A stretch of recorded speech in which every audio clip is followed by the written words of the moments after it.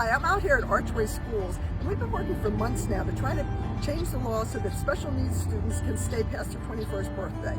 It's so important and essential for these young people to get the skills they need that they've lost due to COVID.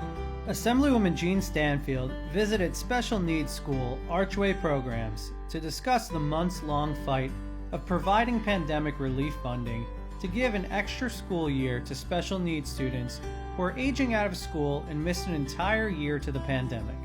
The Assemblywoman is hoping for that relief to come by the end of this week and sat down with the school staff and parents to emphasize why it's so important. We have many youngsters here who are supposed to age out this year but missed a whole year of skills that they have learned, and they need to recoup some of those skills because they've had some regression, whether it be therapies or just basic daily living skills.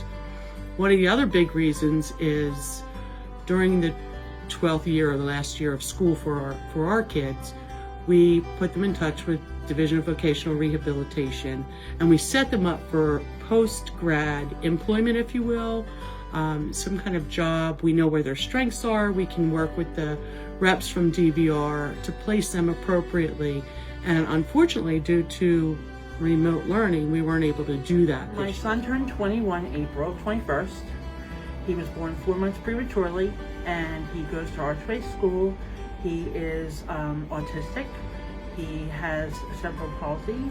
He is blind, totally blind. He has improved so much over the past few years that he's been here.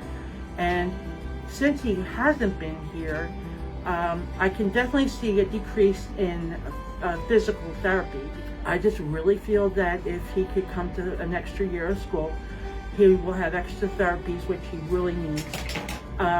Academics obviously will help him with just interacting with others because he has an issue with socialization. He missed a lot of the activities that school usually provides, which is, the concerts for music, which he loves, and the proms and all those type of things. So, Thank you to Archway for advocating on behalf of special needs students.